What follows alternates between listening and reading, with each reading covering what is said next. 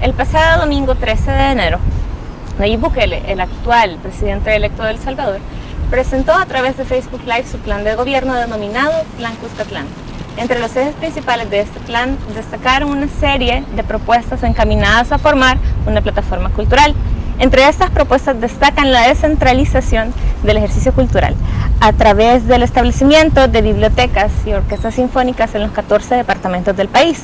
Asimismo, la dinamización de espacios como Casas de la Cultura y Red de Teatros, la inversión monetaria en audiovisuales y el incremento a fondos de mecenazgo cultural y la conservación de las tradiciones originarias a través de casas dedicadas en cada departamento del país.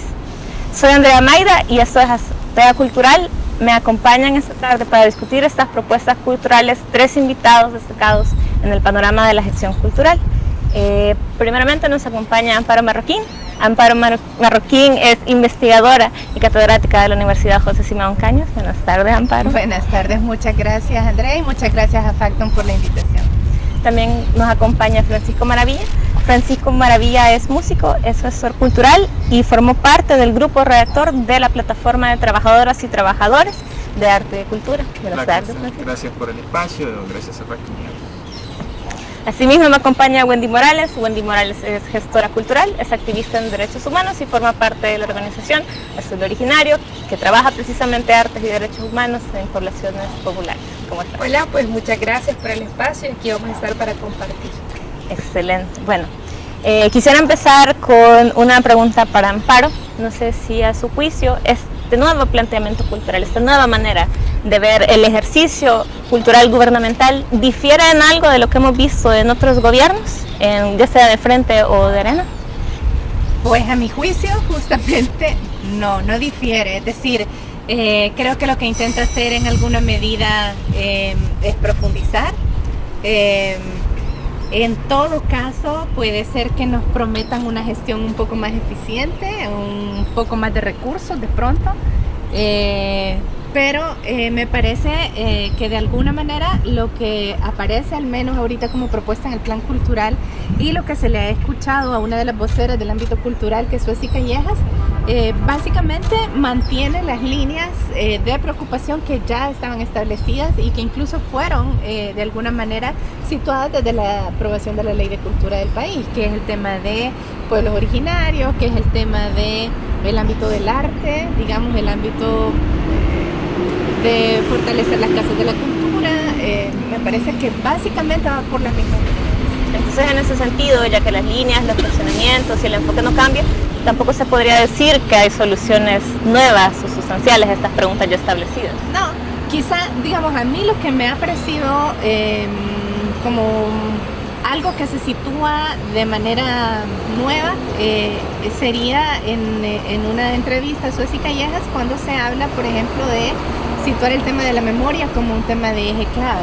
Lo que a mí me pasa con ese tema de la memoria es que cuando se habla de memoria en este país muchas veces se habla de memoria y de desaparecidos de la época de la guerra.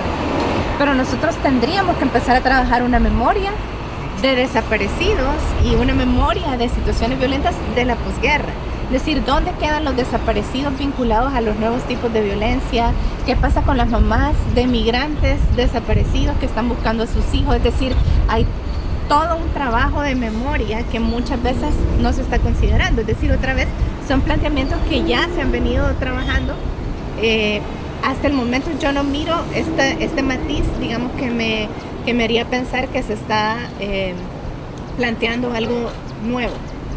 Por ahora. También me llamaba la atención, ahora que menciona esta cuestión de la memoria histórica, ella hace un día concedió una entrevista a otro medio donde mencionaba que ellos podían dejar atrás, reconciliar o poner eso atrás de ellos y seguir adelante, ya que ellos no formaban parte de esta memoria histórica y de los conflictos que está memoria histórica conlleva. ¿Hay algún peligro en concebir un plan de cultura nacional en el que ciertos sectores no se sientan parte de esta cultura, de esta memoria histórica? Bueno, yo creo que en general el ámbito de la cultura debería ser un ámbito inclusivo en muchos sentidos, y creo que al final en eso coincidimos todos los que trabajamos en ámbito cultural. Tiene que ser algo que incluya a la mayor cantidad de gente, y en ese sentido la cultura también, la identidad se construye también desde la memoria. Es decir, pensémoslo en el ámbito individual, es decir, si yo no tengo memoria, si a mí se me olvidan las cosas, es que prácticamente dejo de ser yo. Pues lo mismo pasa con una sociedad, con un país que no mira hacia atrás para caminar hacia adelante, ¿verdad? No es para quedarse atrás. Y a mí me parece que las generaciones que vivieron la guerra, que han vivido la posguerra, que han vivido todo este tipo de violencias de distinta índole, me parece que necesitan mirar hacia atrás para caminar para adelante, ¿no? Entonces, yo creo que eso es necesario. También conectando un poco con esta respuesta que daba Amparo, en el sentido de la inclusión, Fran, ¿a vos te parece que en la elaboración de este plan se han contemplado a todos los distintos sectores del panorama cultural nacional, ya sean los grupos que son más numerosos o incluso las asociaciones más pequeñas, entre artistas, intelectuales, investigadores, etcétera? ¿Te parece que este plan refleja una inclusión de esas necesidades y esos puntos de vista? Yo creo que en general, desde el génesis de la mirada del plan, que es la ley, porque no hay ningún otro marco que pueda regular la ejecución de un plan ejecutivo de gobierno sobre cultura que no sea la ley, porque para eso existe la ley. Desde ahí ya hay algunas carencias en la representatividad que tienen sectores dentro de la misma ley.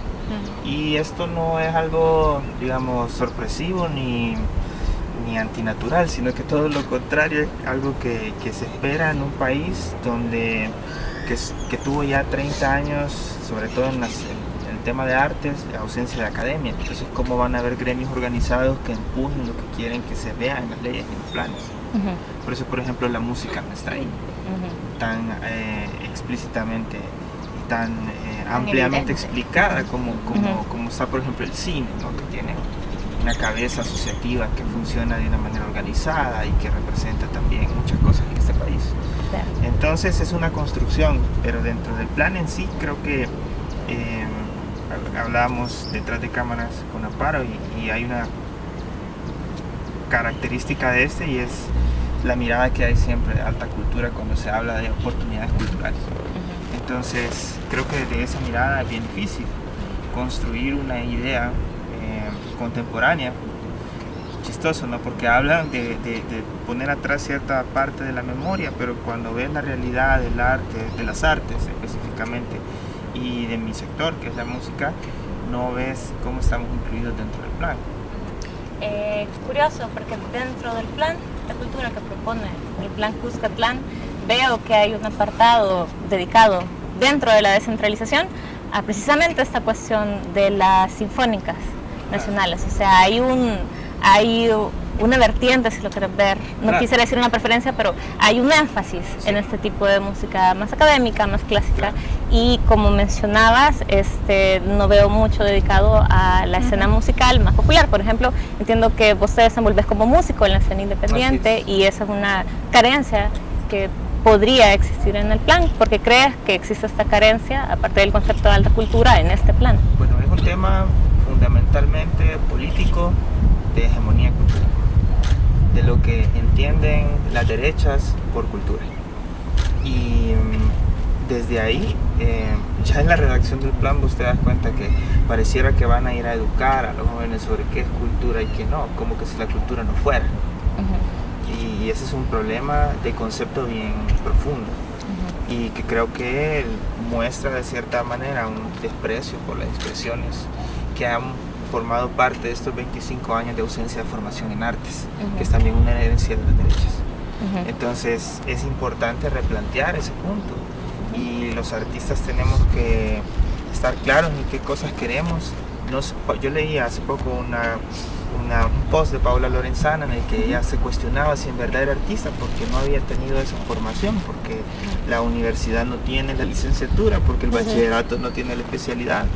Y esa parte es muy importante y ya se está llevando adelante, por ejemplo, un proceso del Instituto de Formación Docente para reconocer esos saberes que van más allá de las prácticas académicas oficiales.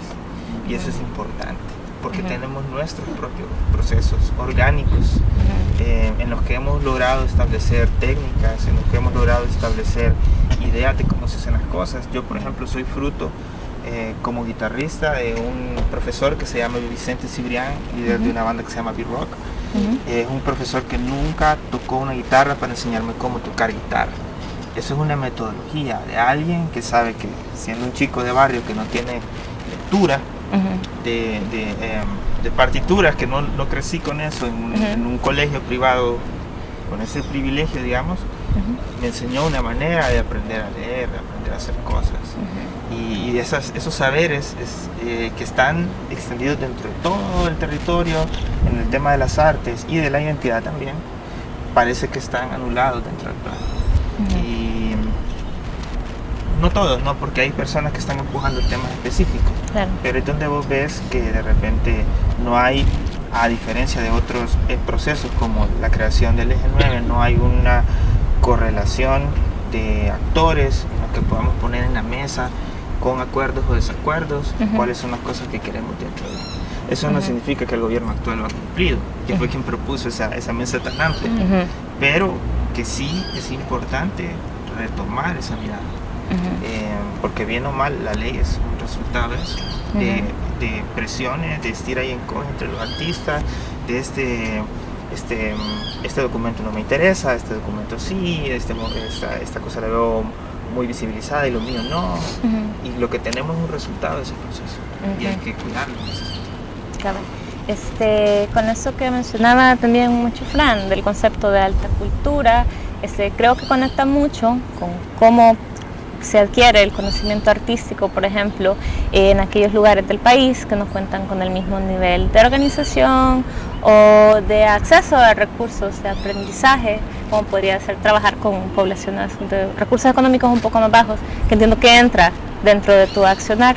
Entonces, mi pregunta es esta: ¿te parece que en este plan hay alguna adecuación, hay alguna apertura a cómo se vive la cultura afuera del área metropolitana con las poblaciones del interior, con poblaciones con acceso a menos recursos?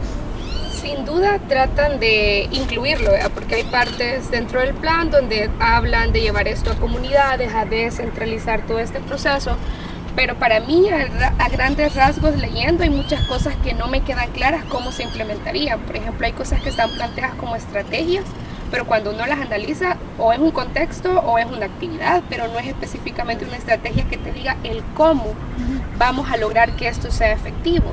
Por ejemplo, con el tema de las bibliotecas y todo esto, vamos a llevar bibliotecas, pero ya hablaba Amparo, ¿quién te dice que ellos quieren bibliotecas? O hay un fomento de la lectura en los niños, o por ejemplo vi algo que me dio un poco de risa también, que a las poblaciones más vulnerables se les iba a dar sus casas con una biblioteca, algo así, se llamaba hogar no sé qué de la biblioteca, y ahí decía que era para las personas que tenían menos accesos a recursos. Y yo me pregunto, si tienen menos accesos a recursos, ¿cómo van a pagar su casa? Entonces desde ahí hay una disonancia, y el tema que vos le digas, bueno, le vamos a dar su casa equipada con bibliotecas, no significa que esté fomentando precisamente la lectura o que esté llegando esta información o todo eso donde tenga que llegar, ¿ve? O que la gente quiera eso, es decir, de pronto, o por ejemplo cuando dicen que van a hacer un premio nacional de literatura como un elemento fundamental, yo me preguntaba, ¿y por qué no haces, por ejemplo, un premio nacional de cuentacuentos? Ahí todos los abuelitos podrían concursar, ese punto también, ¿no? O sea, me parece importante que ellos decían el reconocimiento del artista, así se llamaba. A mí no me parece que el reconocimiento al artista sea darle un premio. A mí me parece que sería que tengan prestaciones de ley, que tengan acceso a un trabajo digno y bien remunerado. Eso sí sería un reconocimiento al artista, que lo que dice el compañero, que las personas que ya tienen un bagaje de conocimiento, esto sea validado por un ministerio que dé una educación formal. Hay otro problema que para mí, yo he estado trabajando en el tema de las artes escénicas por ya algún tiempo. Y cuando yo leo ese apartado, así como vos te vas a buscar el de música, vamos a buscar el de artes escénicas, realmente fomenta mucho el tema de decir educación no formal.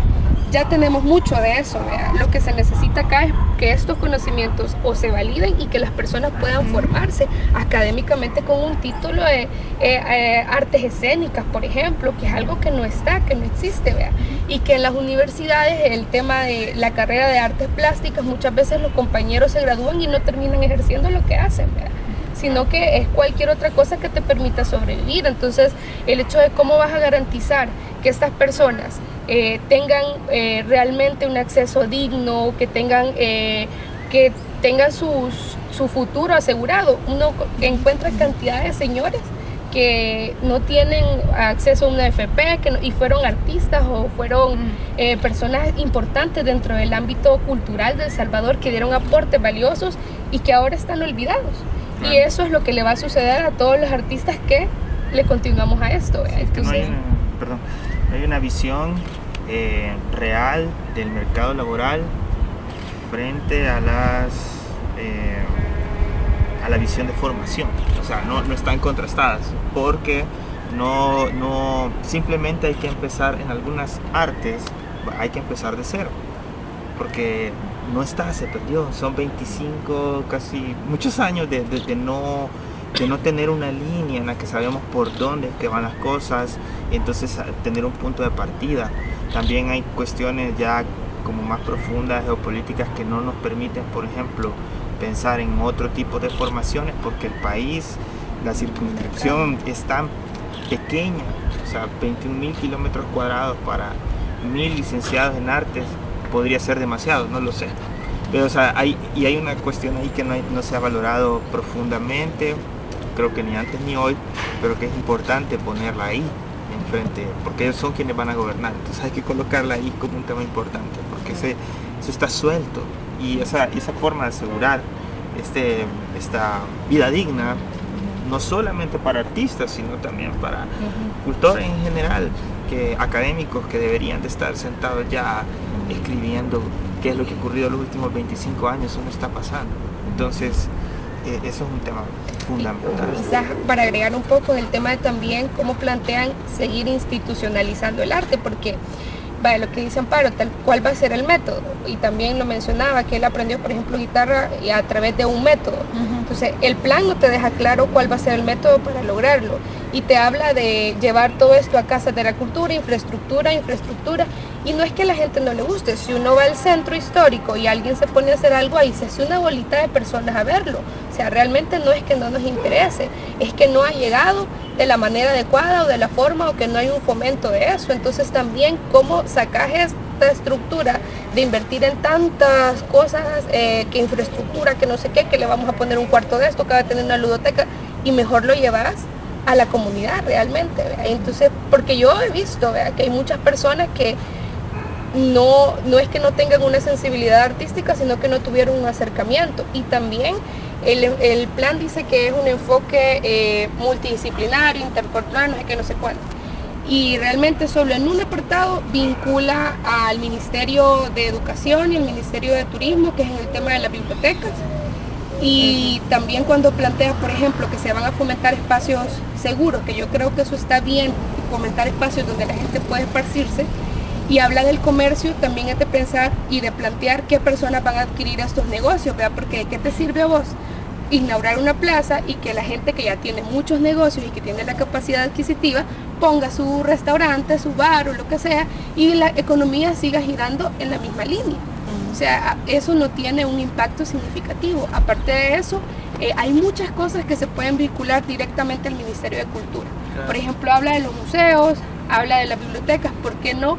Habla de los centros arqueológicos, y a mí realmente me pareció un poco ofensivo, ¿verdad? Porque los pone como parques arqueológicos, no sé qué. Entonces ahí dice que tiene una visión de la cosmovisión. Sentías que eres Jurassic Park. Sí, ajá. Entonces cuando yo lo vi dije yo, esos son centros ceremoniales, ancestrales, con una carga energética y un valor significativo, que para uno que lo vive y lo lee como un parque, no sé qué, no sé cuándo, para que la gente vaya y conozca nuestra vinculación, decía, con la cultura precolombina. Es que entonces, solo termino, a mí me pareció una ofensa decir nuestra vinculación, como quien dice, nosotros los españoles vean cómo nos vinculamos con los indígenas. Construcción de nueva nación. Entonces yo realmente desde ahí partí que no hay una visión de una cosmovisión indígena real trazada, sin mencionar que el tema afrodescendiente solo lo ponen como un tema investigativo, y ya nosotros hablábamos que ya hay un avance en el tema investigativo significativo.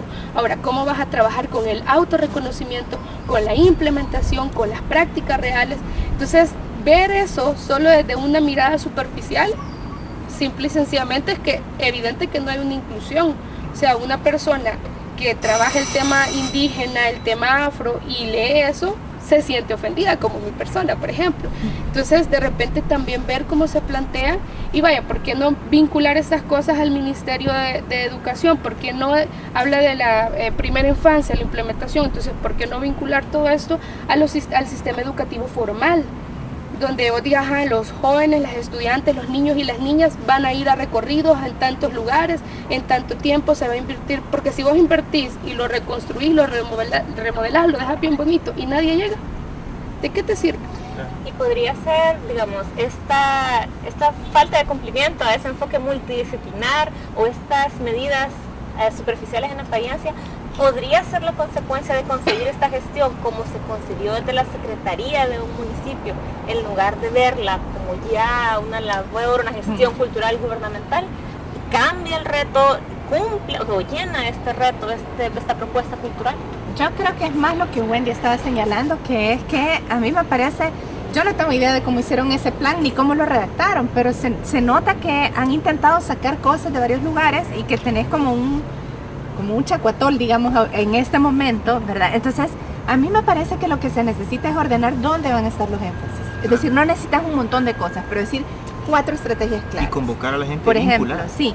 Entonces, pero decís, digamos, 4 estrategias. Entonces, lo que pasa es que uno mira ahí muchas cosas, pero muchas están enfatizando siempre este ámbito de arte ilustrada, alta cultura, ¿verdad? En cambio, hay cosas que faltan, pero si dijera, bueno, hay un elemento de fomento a la alta cultura, vamos a tener sinfónicas, vamos a tener bibliotecas, ok, divino, pero tiene que haber otras más, digamos, tiene que haber un elemento vinculado a los pueblos originarios, tiene que haber un elemento vinculado, me parece a mí, a industrias culturales y creativas, que tiene que ver con lo que decía Fran, es decir, a ver, de la cultura como recurso, digamos, o sea, así como tenemos café o tenemos remesas, tenemos cultura, y la cultura puede ser también un recurso económico que puede llevar a procesos de industrialización, pero para eso necesitas no solamente vincularte con educación o con turismo, necesitas vincularte con otros ámbitos como economía, o necesitas, por ejemplo, pensar mejor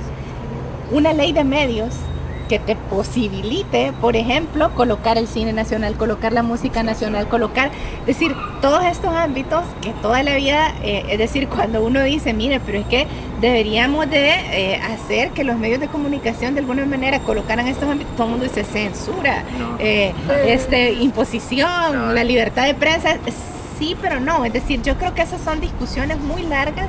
Yo he tenido una discusión larguísima, por ejemplo, con Claudia Cristiani, y una vez le dije, mira, mejor hagámosla así como pública, ¿verdad? Es decir, no, pero a mí me parece súper chévere. Pero yo siento que en el fondo, cuando la gente que está metida en el ámbito cultural, pensándolo, ya sea desde la academia, desde la gestión, al final terminamos coincidiendo porque lo que queremos es que el asunto camine, ¿no? Claro. Entonces, yo creo que en esto que estás diciendo, más que se ha pensado desde una alcaldía, yo creo que falta como clarificar mejor cuáles van a ser esos grandes énfasis, porque si no pones muchas actividades y la gente dice, bueno, divino, o sea, a ver, haga actividades, pero digamos, después vienen todos estos rollos internos de, claro, pero somos un ministerio que apenas tiene presupuesto, que casi el 90% del presupuesto se va en salarios, entonces, digamos, hay un montón de discusión, pero entonces, claro, ¿cuáles van a ser tus grandes énfasis? Y eso me parece a mí que podría guiar mejor o daría más claridad. ¿Cómo vas a llegar a eso? Claro. Hay cosas como eficiencia, dijiste 2 palabras importantes, eficiencia y recursos. De eficiencia hay que recordar una cosa, que, bueno, recursos en primer lugar, decir que en 2019 no pensemos en recursos nuevos. Claro. Porque el presupuesto ya está ahí. El recurso más grande para producción artística que podía haber estado disponible no está disponible, que es el Fondo Nacional Concursable para Artes. ese $1.500.000 todavía no está disponible, entonces en 2019 no lo pensemos.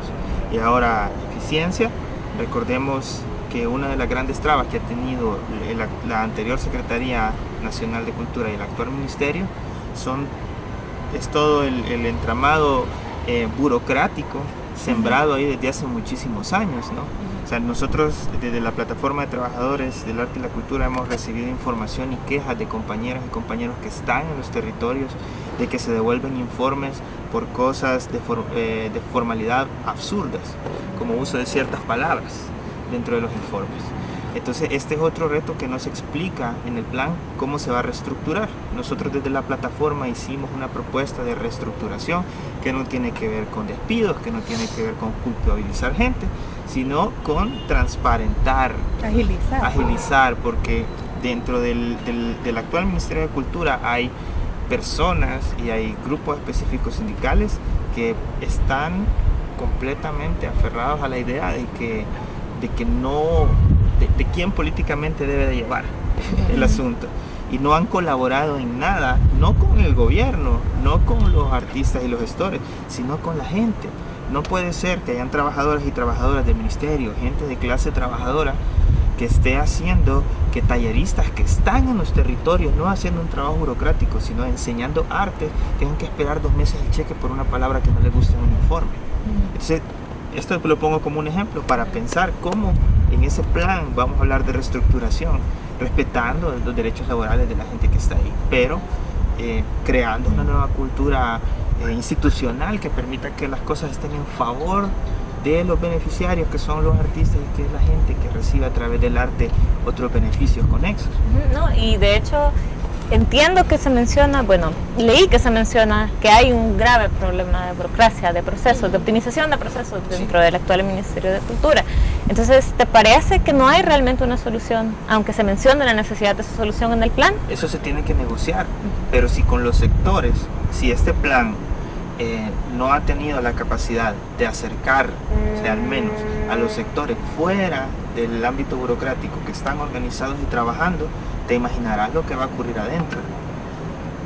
Es decir, vos estás haciendo un plan para un público, para un grupo de personas específicos, ¿no? Que son la gente del mundo del arte y la cultura, y la población que se va a beneficiar ya en términos generales de este plan para El Salvador. Pero no estás incluyendo los sectores, no les estás preguntando qué quieren, dónde están esas reuniones, esas convocatorias, dónde están, o sea, de dónde han eso, este atol de ideas, de dónde ha salido. ¿Por qué no reconocer también lo que se ha hecho? Porque es un empuje también de la gente que está fuera del ministerio, o sea, la gente que se ha tenido que aguantar reuniones, mucho tiempo de su tiempo para colaborar a la construcción de una ley y de un plan. O sea, no podemos simplemente salir en medio y decir, el ministerio no va a ser como la joya de los artistas. Eso me parece muy bien ofensivo y me parece también bien poco conciliador con la gente que está dentro de este mundo, que es la gente que mueve las cosas. Sí, y mencionando, perdón. No, es que abonando, yo creo que porque de las industrias artísticas también hablan de este tema, pero el problema es que no queda claro. Realmente las ideas están desconexas. Uno lee una parte, lee otra y de ahí es como, y según el artículo tal de la letra, lo vamos a hacer. Entonces, ¿y cómo? ¿Y cuándo? ¿Con qué medios?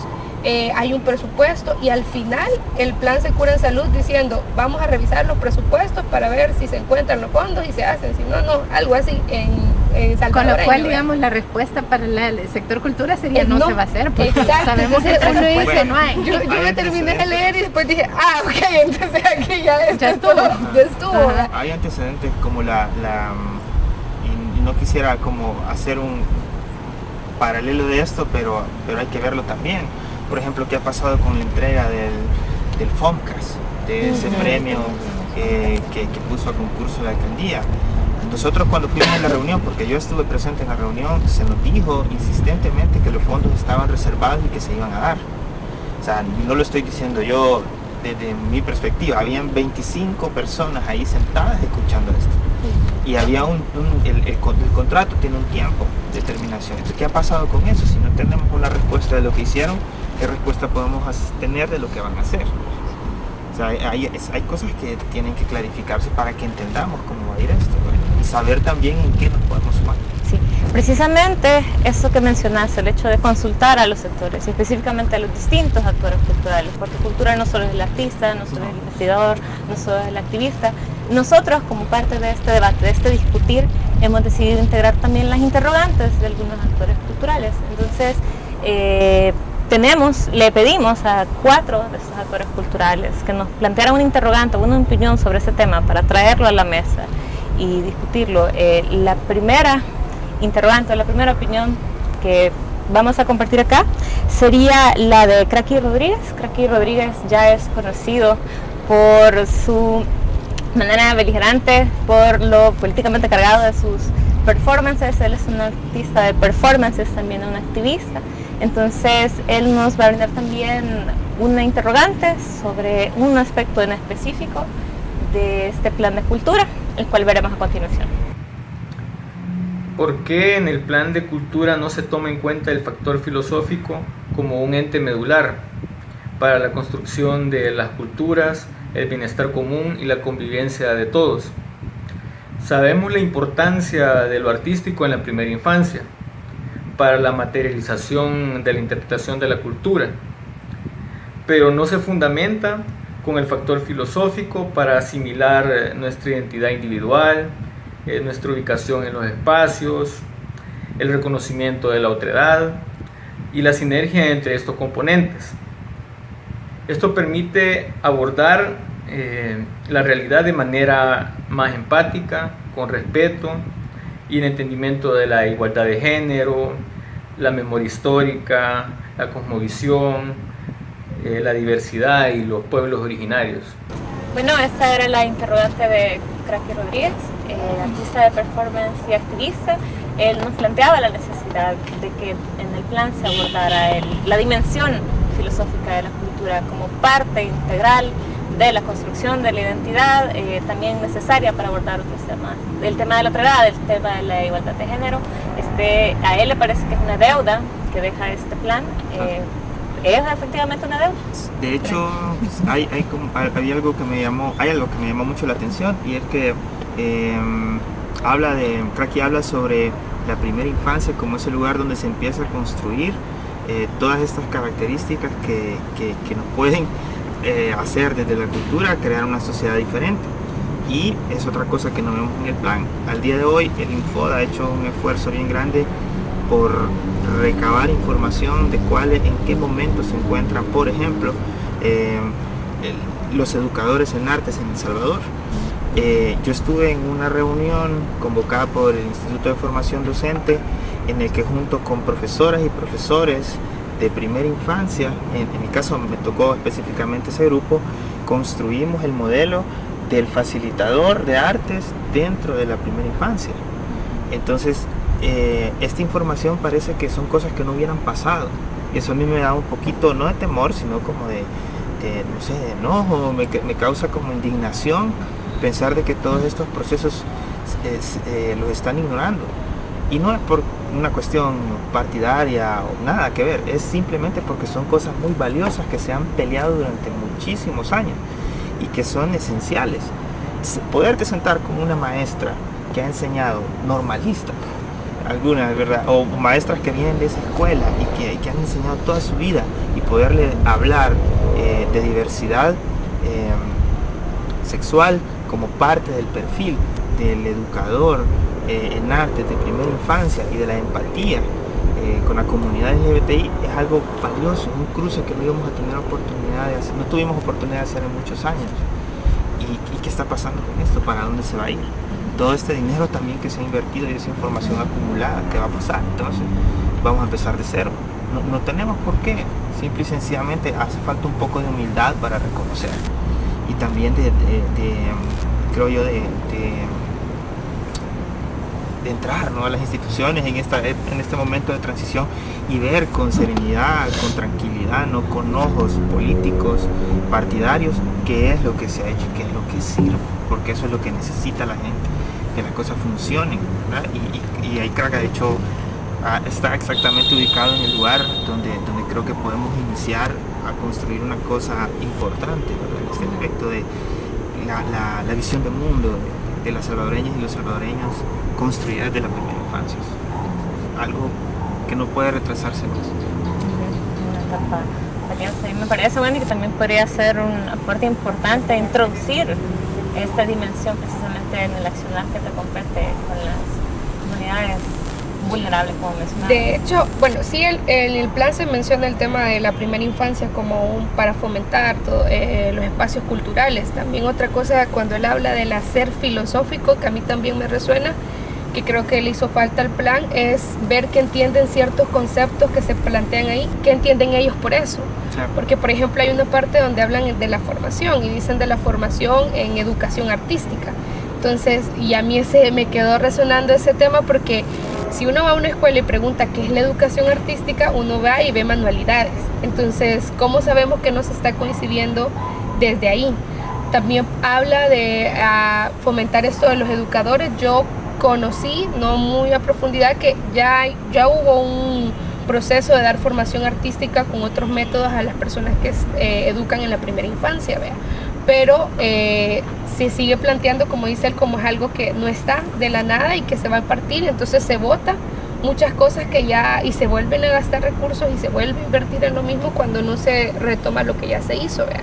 Y también me parece acertado el hecho que él menciona que no se ve desde una cosmovisión, porque sí toca el tema más específicamente indígena, pero no se aborda con una visión a través de, o sea, porque desde la terminología, desde cómo se plantean, entonces a mí me parece que ahí siguen existiendo muchos vacíos también de qué comprenden ellos por cosmovisión, que comprenden por pueblos originarios, que incluyen en pueblos originarios, que incluyen en educación artística, que incluyen en artes escénicas, o sea, una claridad de cuál es el mecanismo para llegar a ese camino. A mí siempre me sigue quedando en el aire. Yo insisto mucho que no hay un método, no hay mecanismo. Por ejemplo, ahí habla en un punto de que va a haber más transparencia, menos corrupción. Entonces, ¿cuáles van a ser los mecanismos para que suceda? Que va a haber una participación. ¿Cuáles son los mecanismos para que esta participación sea efectiva? Les vamos a consultar, va a ser un cabildeo, va a ser... Entonces, poder dar luces que te permitan a vos decir, sí, esto sí va por otro lado, esto sí tiene un método. Entonces, ese para mí sigue siendo el vacío en todos los puntos que se plantean.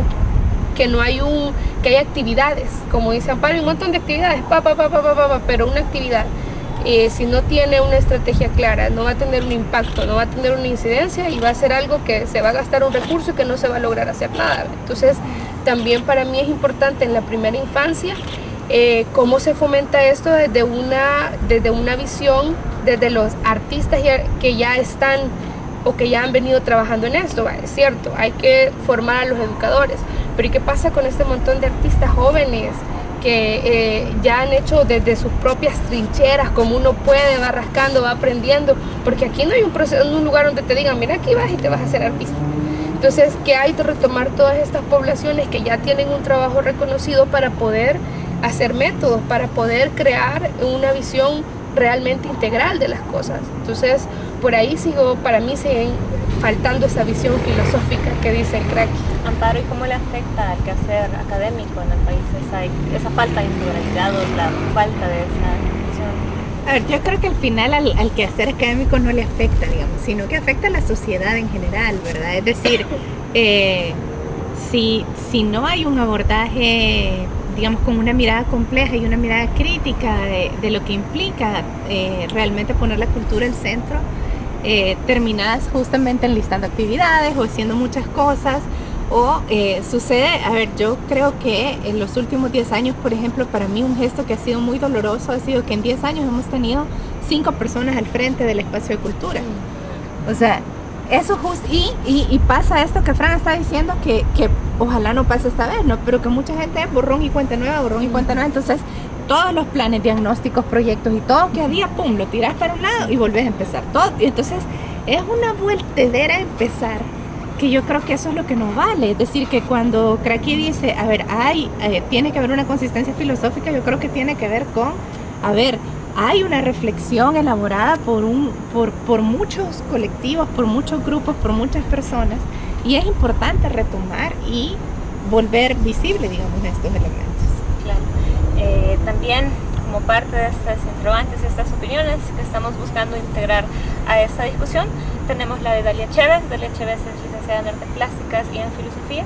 Ella se desempeña como tallerista, como educadora en las artes. Trajimos su interrogante o su perspectiva también a esta discusión y es la que vamos a ver a continuación. Muchos hacedores culturales prefieren actuar por su cuenta, descartan de antemano pedirle ayuda al Estado. Existe desconfianza y no es gratuita. Si lo vemos desde un desacierto no muy lejano, la implementación del FONCA, nos damos cuenta que, a pesar de ser un aliento positivo, este no sumó sustancialmente porque se quedó en una premiación simbólica. No se entregaron los fondos para los proyectos. Los hacedores cargaron solos con la responsabilidad. Seguimos padeciendo por falta de redes y modelos sostenibles. Seguimos trabajando desde la emergencia, sin fondos. Ustedes hablan de integración, actualizaciones y mejoras, pero parece que el plan da a conocer un conjunto de intenciones y no un conjunto de estrategias. Y me queda la duda de raíz. ¿Tienen pensado actuar radicalmente contra la burocracia que consume valiosos recursos y blindar los fondos que se designen para la cultura? Bueno, esa era Dalia Chévez, hablando de esa inquietud precisamente del FONCA, de la asignación de estos fondos y de los hacedores culturales recurriendo a sus medios antes que al Estado. Sí, yo creo que ha sido algo que han vivido los artistas desde ya hace unos 40 años, creería yo. Todos hemos leído, por ejemplo, en los libros en los que se han recogido las prácticas culturales, que antes había muchas becas, dinero para producción, y esta ha sido una de las quejas recurrentes de los artistas, no solamente a los gobiernos, al ejecutivo, sino también a las municipalidades. ¿Por qué? Porque es un tema fundamental. ¿Qué está pasando? O sea, ¿qué está pasando con los artistas? No a la hora de enseñar, ¿verdad? Que es donde todo el mundo se ha ido, todo el mundo está haciendo talleres, todo el mundo está en foros, pero para crear no hay dinero, y para crear necesitas tiempo, y ese tiempo requiere un componente de ocio que tiene que ver con poder concentrarte en la obra y no estar pensando cómo vas a hacer para pagar el siguiente mes X de cosas. Y así funciona el arte en ese nivel, ¿no? Y precisamente el FOMCAS, tengo que hacer la corrección porque creo que se refería, el único fondo concursable que ha aparecido hasta hoy ha sido el FOMCAS, que es el municipal. Me imagino que a eso se refiere, y precisamente se sigue esperando el desembolso de ese dinero que tenía que haberse ejecutado los proyectos se tenían que haber terminado en noviembre del año pasado. Yo tuve la oportunidad desde la asociación de músicos a la que pertenezco también de acompañar la formulación de dos proyectos. Uno ganó, otro no ganó. El que ganó es un proyecto súper importante que es para el rescate de parte del catálogo de canciones de Pancho Lara. La familia de Pancho Lara, dos de sus nietas se acercaron a mí, me pidieron la colaboración, fuimos a las reuniones, acompañé en el proceso, ellos redactaron el proyecto, yo revisé algunos temas de presupuesto para poder hacer la entrega. Se ganó un dinero para eso, para llevar adelante ese proyecto tan importante. Pancho Lara tiene más de 10 cancioneros, más de 300 canciones, de las cuales conocemos solamente popularmente 4 o 5, y grabadas están únicamente 10. Entonces son temas profundamente sensibles, que no pueden enredarse y tampoco se le puede mentir a las personas sobre esto. Entonces yo creo que ese es un punto muy válido, completamente cierto. No aparece por ningún lado fondos para producción. Para 2019 el FONCA, que ya es ese fondo específico que contempla la ley de la cultura, tampoco va a estar. Entonces esperamos que para 2020 esto sí ocurra, que sí hayan fondos para producción, más de $1 millón que se tendría que aprobar para esto. Hay un proceso específico que tiene que ver con la creación de un fideicomiso y la asignación de una comisión o junta directiva del fideicomiso. Y eso, y como es un fondo que están contemplados en la ley, tienen que llegar. Es decir, no es un fondo que vamos a buscar, está contemplado en la ley, aprobada por los diputados. Entonces este es un tema súper sensible, queremos que el FOMCAS sea por fin entregado. Hay proyectos como proyectos de teatro, como proyecto de Dionisio creo que se llama, que tuvieron que ejecutar sin los fondos, y es algo penoso. Entonces queremos ver señales de que esto no va a ocurrir también con un fondo de ese tamaño.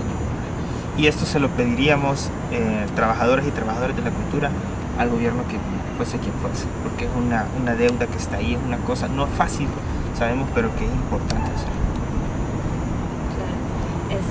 Bueno, seguimos también con las distintas opiniones e inquietudes que queremos traer a la mesa. La siguiente es de Guillermo Esquivel. Guillermo Esquivel es músico, él es músico clásico en la Joven Camerata de El Salvador y en el Cuarteto Scharberg. También nos plantear otra interrogante relacionada a su campo con respecto a este plan. Cuando hablamos de sistema de coros y orquestas, como bien Suez y Callejas lo dijo en el reportaje del Faro, existen más de 14 orquestas en El Salvador. En esta red que se ha conformado hay diferentes naturalezas dentro de las orquestas, algunas formadas como elementos de prevención, otras con fines pedagógicos. Tendríamos que preguntarnos si va a ser un sistema como tal, un sistema de prevención, como un sistema de formación, ¿o qué? A mí me gustaría saber si es que junto a estas 14 orquestas departamentales que se pretende crear, se van a crear también direcciones departamentales que vigilen, que coordinen, que fomenten, que ayuden a la formación, que acompañen permanentemente el trabajo de estas 14 orquestas.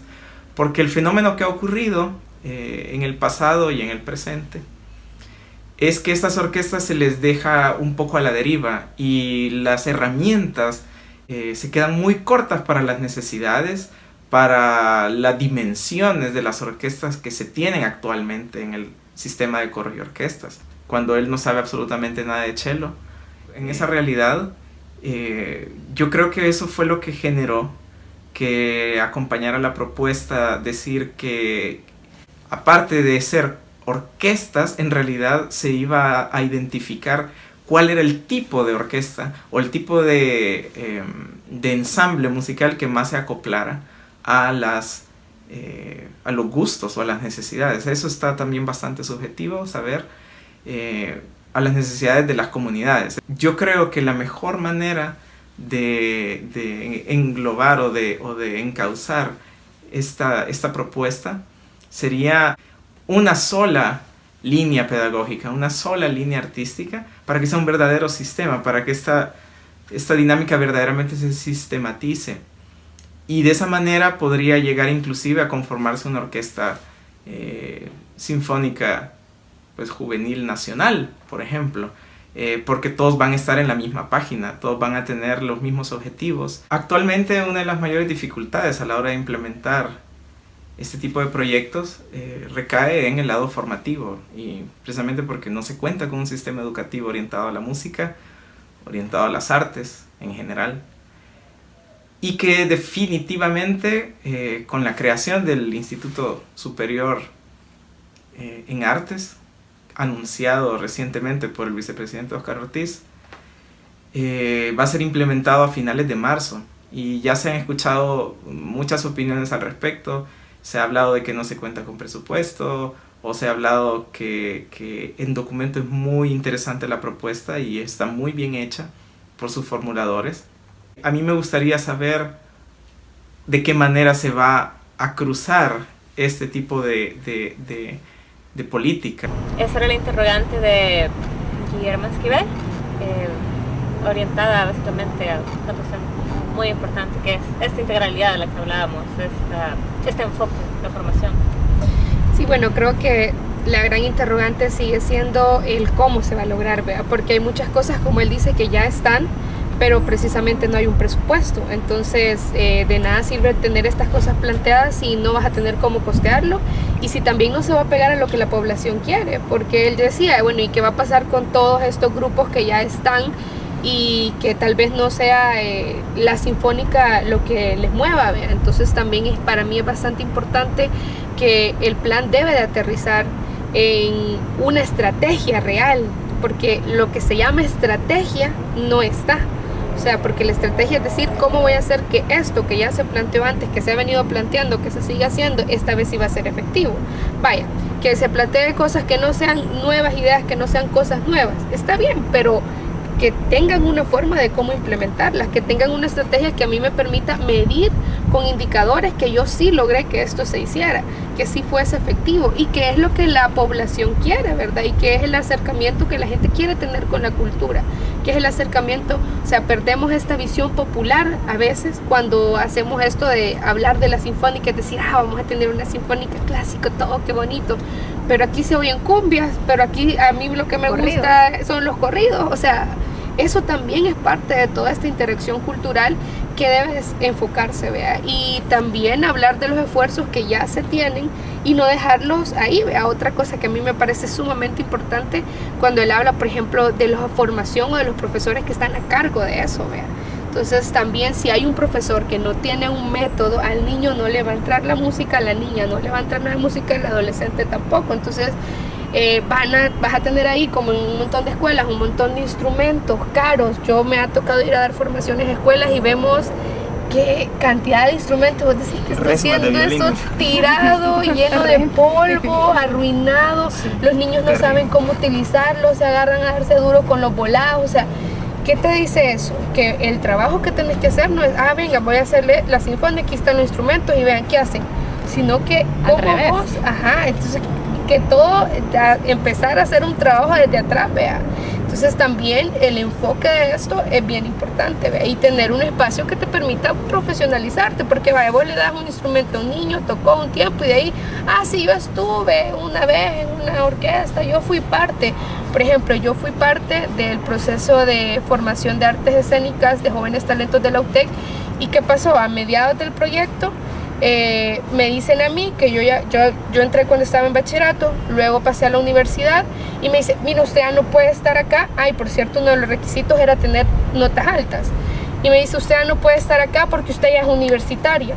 Y yo le digo, no entiendo, pero si yo iba a pasar a la universidad obviamente, y si me pedían notas altas, ¿o qué esperaban? ¿Que aplazara y me quedara todo el tiempo en el bachillerato? Al final, el único técnico en artes escénicas que se iba a graduar no logró graduarse. Logramos hacer 3 módulos y no se graduaron porque al final no había recursos, que ya no había un lugar donde pudiéramos trabajar, no sé qué, no sé cuánto, y todo el proyecto se cayó. Y por todas las beneficios que teníamos, era una cantidad de dinero, si nos daban comida, nos daban alojamiento cuando íbamos, había útiles, o sea, había una cantidad de fondos que se estaban invirtiendo. Entonces, cuando él habla de que estos recursos que se inviertan, cómo realmente me comprobás o decís que va a ser efectivo, creo que es bien importante tomar el énfasis en eso, ¿vea? Realmente para mí en cuestión de claridad, metodología y estrategias, sigo diciendo que el plan deja muchos vacíos, porque no tenés claro cómo se va a hacer y te plantean cosas que tal vez ya están hechas, pero entonces ¿cómo vas a potenciar esto? ¿Cómo vas a hacer que esto que ya está, que lastimosamente no funcionó, no funcionó bien, o sí funcionó y nunca se visibilizó, esta vez sí sea efectivo? Entonces para mí es importante seguir poniendo ojo en una estrategia real, vea, una estrategia clara que te permita ver cambios, que te permita que la gente se acerque a la cultura y que no vea el tema de arte y cultura como una cosa o aburrida, o que de eso no vas a vivir, no vas a comer. Entonces no te enfoques en eso, porque yo he conocido muchos jóvenes del círculo que son artistas potenciales, pero no lo hacen porque hay una cultura de no, mira, ni te metas en esto entonces hay una estigmatización. O sea, hablando del tema de juventudes, también la cultura está muy estigmatizada. Si mi papá cuando yo iba a empezar a hacer teatro, no, usted vas a hacer droga, no sé qué, mochilera, no sé cuándo, ¿verdad? Entonces, pero eso es una estigmatización que siguen en los hogares, que es que se sigue fomentando, ¿verdad? Que se sigue viendo la cultura como una cuestión negativa, y que solo vemos lo clásico. Eso es bonito, ¿verdad? Pero hablamos de las cuestiones modernas, de otro tipo de arte, y acá en El Salvador hay mucho arte que no lo digiere. O sea, hay muchas obras de teatro que la gente la ve y se ofende, pero es porque no hay un acercamiento a esto, ¿verdad? Entonces también eso sigue para mí siendo vital. Definitivamente vital. Como última opinión que vamos a traer aquí a la mesa, vamos a tener la opinión de Salvador Recinos. Salvador Recinos también es un gestor cultural y es activista parte del movimiento Tacuzcalco. Como sucedió el año pasado, este conflicto entre la empresa constructora sobre el sitio que está construyendo, sobre el sitio arqueológico de Tacuzcalco y la lucha por defender los derechos de los lugares patrimoniales salvadoreños tangibles e intangibles. Entonces, ahorita nos va a plantear su opinión. Hemos evidenciado que en este plan de gobierno se incorpora el elemento de patrimonio cultural. Sin embargo, no se profundiza lo suficiente para tener una idea más clara sobre cuál será el trabajo que hará el nuevo gobierno a partir del 1 de junio en cuanto a los patrimonios culturales tangibles e intangibles precolombinos.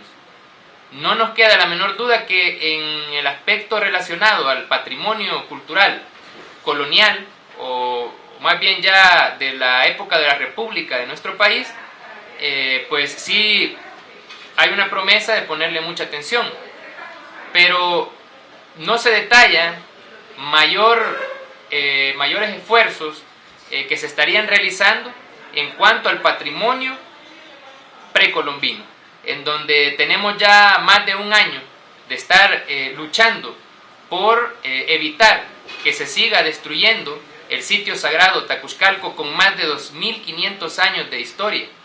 Un sitio sagrado que las comunidades indígenas han públicamente defendido y que han estado demandando por parte del actual gobierno las acciones pertinentes de acuerdo a la violación tanto de derechos ambientales y culturales que se ha suscitado en ese territorio, en el departamento de Sonsonate.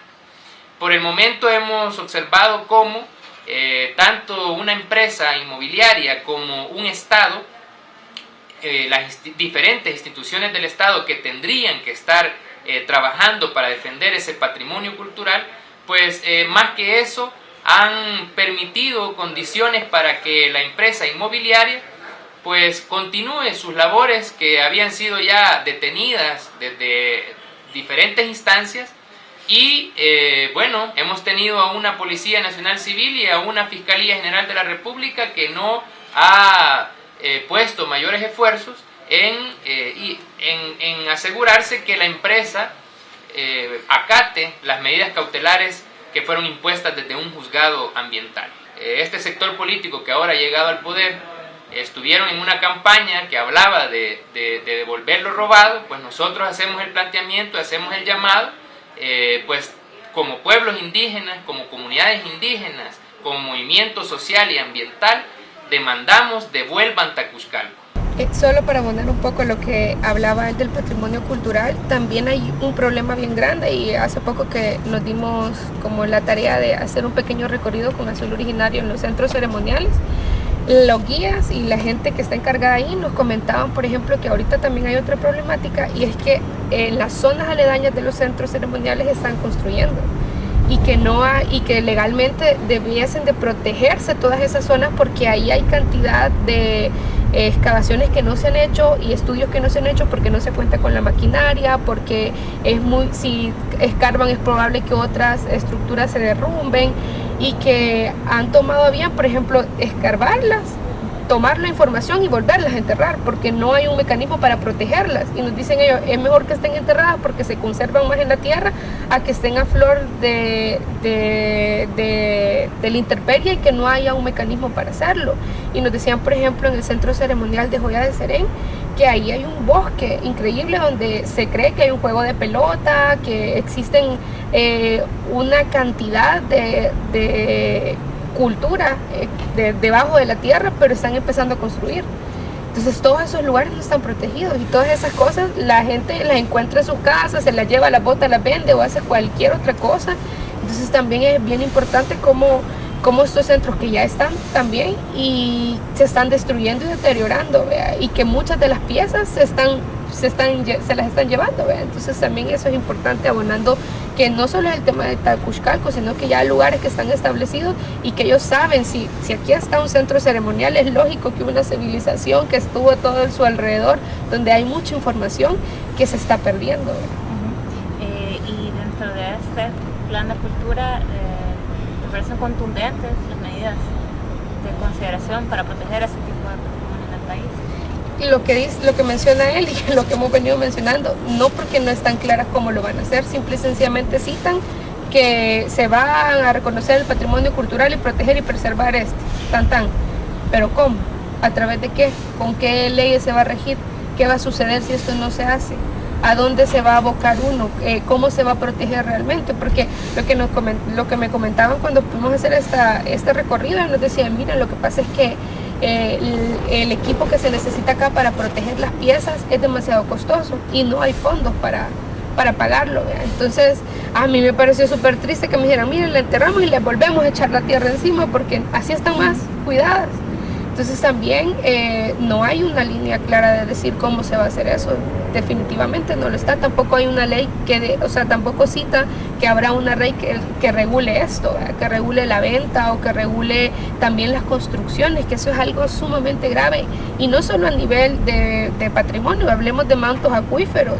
Estas construcciones horizontales nos están acabando la tierra.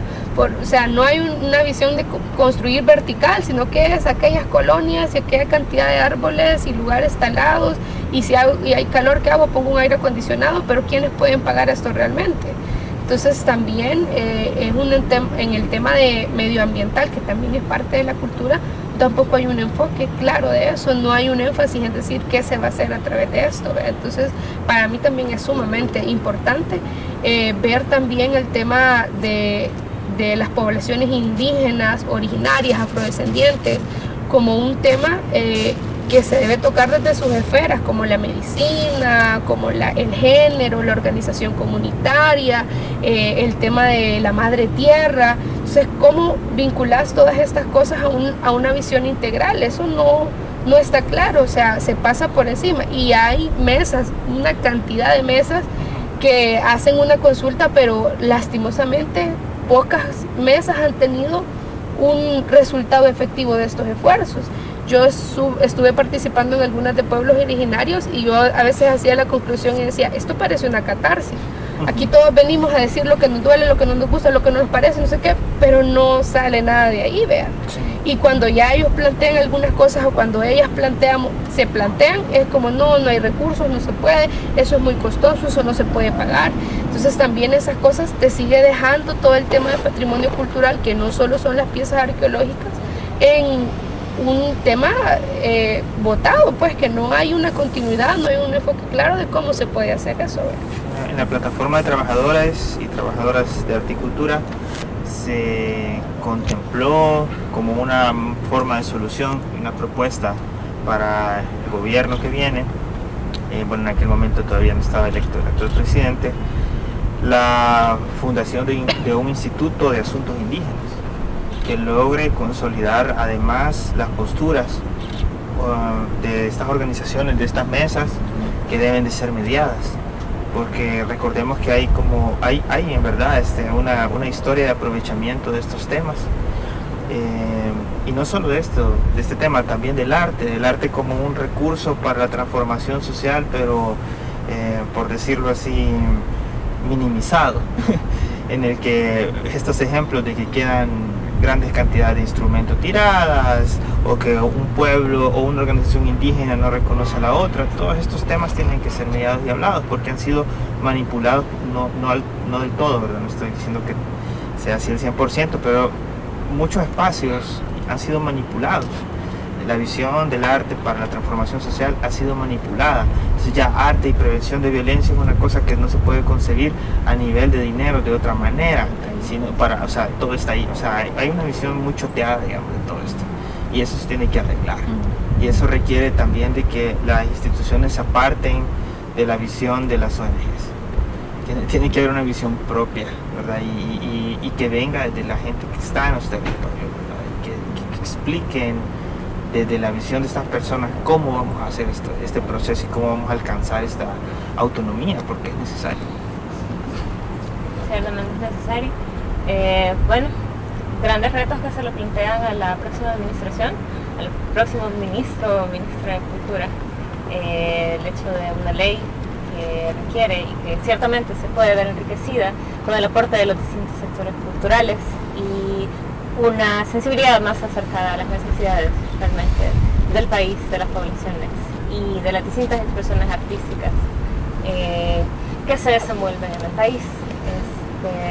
Ciertamente ese tipo de discusiones enriquecen también, buscan enriquecer esta labor y también brindar una plataforma, empoderar a los distintos sectores, a los distintos actores culturales, a formar parte de estas políticas, de estos planes, de estos quehaceres, que no solo son para beneficio de ellos, sino para beneficio de la población en general. Quisiera agradecerles, Amparo, Fran, Wendy, por acompañarnos esta noche. Revista Factum busca generar estos espacios de discusión cultural, de análisis. Cabe mencionar que contactamos a la secretaria de Cultura de Nuevas Ideas, Suecia Callejas Estrada. Ella se excusó ya que se encuentra fuera del país y es la razón por la que no nos acompaña esta noche. Sin embargo, de nuevo agradecerles por su presencia y agradecerles a ustedes por ver su espacio, por darle importancia. Nosotros buscamos fomentar estos espacios y son iniciativas que verán más allá en el futuro de nuestras publicaciones y también en nuestras redes sociales. Esto fue la Sociedad Cultural.